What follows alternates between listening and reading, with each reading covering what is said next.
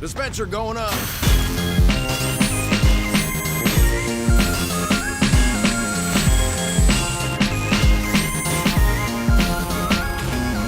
Well, I guess that'll do.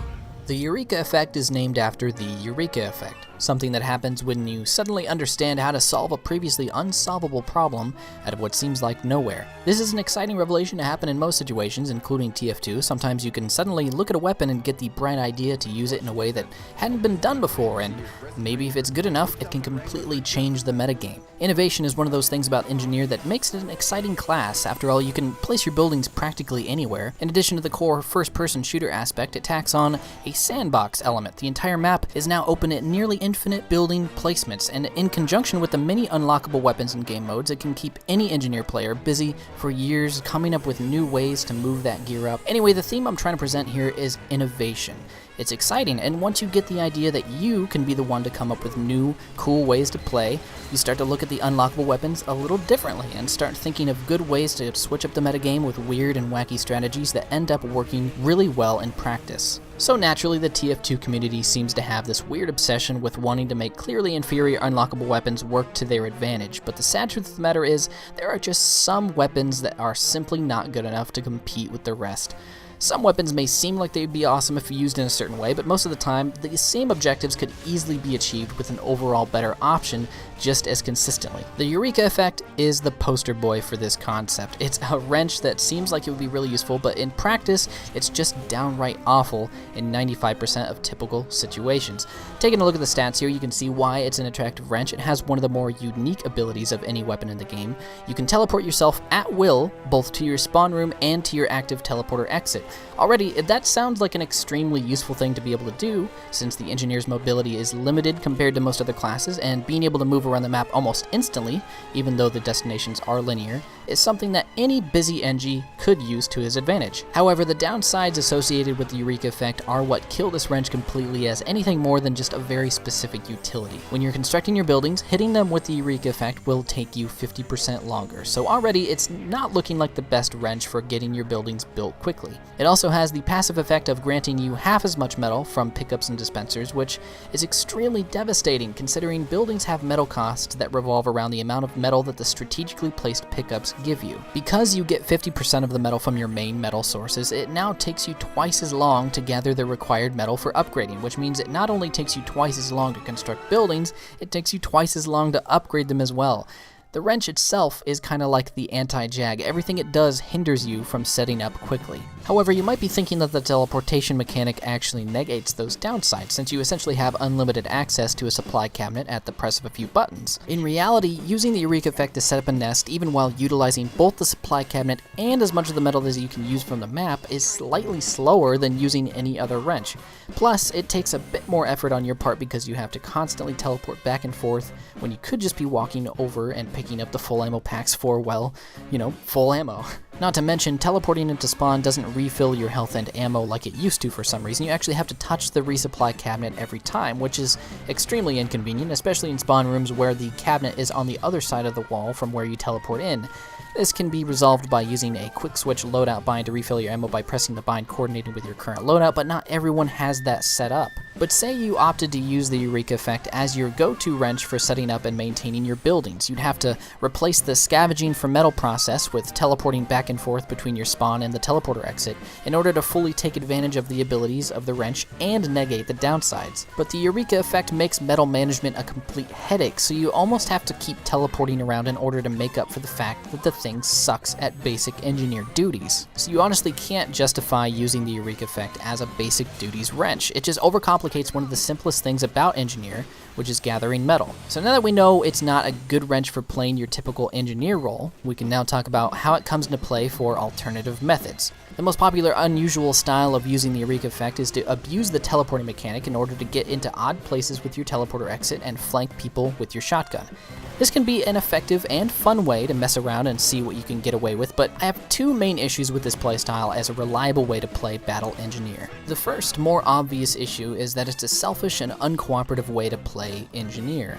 A Battle Engie should be played with the mentality of a student. Once you finish your homework and your chores, aka setting up a reliable teleporter and dispenser for the team to use, only then should you run off and play with your friends, aka placing down aggressive sentries and shooting people with a shotgun. Work now, fun later. It's the most effective way to play Combat Engineer in my opinion.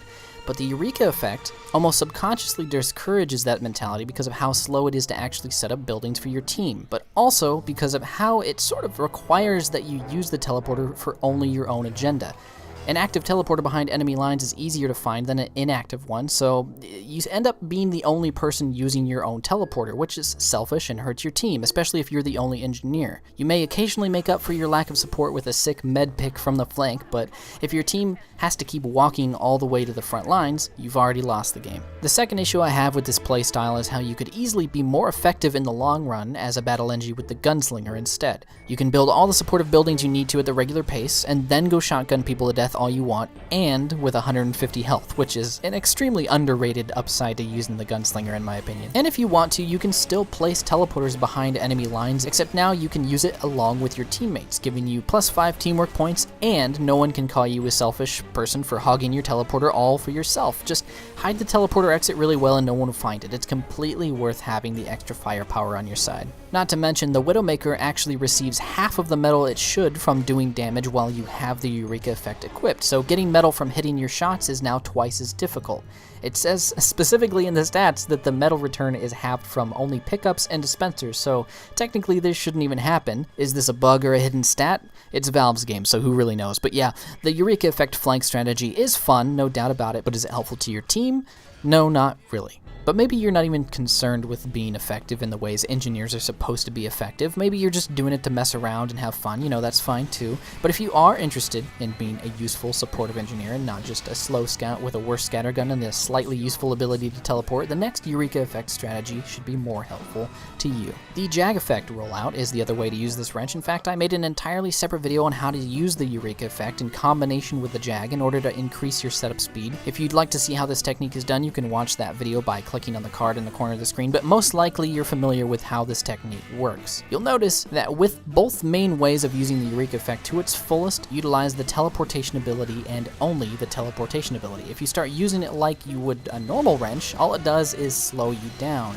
Even if you were teleporting around like crazy. You might be able to use it for a quick getaway or maybe skip a long line at a teleporter, but it's just not worth the downsides. When it comes down to it, the Eureka Effect is a utility weapon, a tool to assist you at a certain task, very much like how the Rescue Ranger is more of a tool than an actual shotgun for doing damage. Only the Rescue Ranger assists your wrench in repairing in exchange for being able to do close range damage. The Eureka Effect's teleportation feature assists your ability to set up, but that is highly dependent on using it alongside other wrenches, which complicates things. Doing the Jag Effect rollout requires a very specific order of operations and 2 different wrenches, so to a casual pub engineer, it's just not worth it. Might as well spend 20 extra seconds getting more metal after the round starts than to just bother with config files and loadout binds just to make the Eureka Effect even slightly worth using. So yeah, the Eureka Effect is the worst wrench of them all, and by a pretty large margin. It only has one good thing about it, and it's not even good enough to justify dealing with the downsides. To be honest, I'm not even really sure why the Eureka Effect even exists. It's one of the few unlockables in TF2 that could be removed from the game completely and literally nothing would change. Maybe we wouldn't be able to do fancy 10-second faster setups or silly flank engie gimmicks, but the Engineer as a class wouldn't be affected in the same way that maybe removing the Frontier Justice or the Wrangler would. And considering we only have 4 wrenches to choose from, including the stock wrench, I can't help but feel that the Eureka Effect isn't just a bad wrench, it's taking up a valuable slot where a good wrench unlock could be. So yeah, that's my review on the Eureka Effect, and since it's not a very positive review and it's obvious that I believe it should be changed, I'll end this video with an idea that I had to possibly make the Eureka Effect actually have an effect on the Engineer metagame. So how about we start from scratch with this thing and remove all of the current downsides, but we keep focusing on the teleportation mechanic.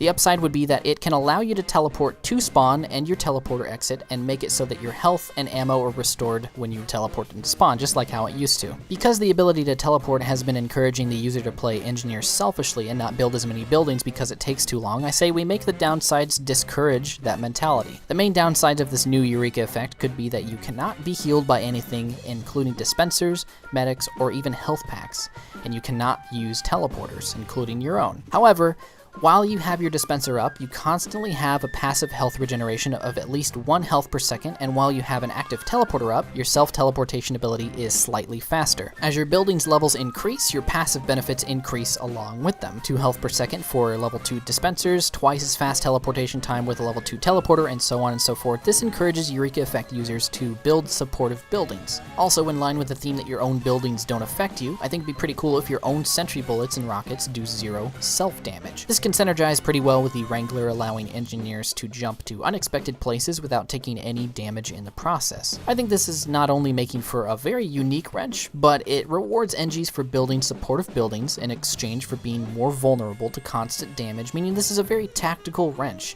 Engineers using the Eureka Effect would have to make sure that their buildings are fully upgraded to take maximum advantage of the benefits, while also being sure to stay out of as much crossfire as possible since he cannot be healed. Let me know what you guys think about this idea, and also let me know if you think the Eureka Effect is fine as it is, or maybe you don't think it's as bad as I've made it out to be in this review, or, let me know if you found a new crazy way to use it effectively. That is, after all, one of the exciting things about Engineer. People discover new things to do every day. So anyway, thanks so much for watching, and I will talk to you nieces and nephews next time. Bye-bye.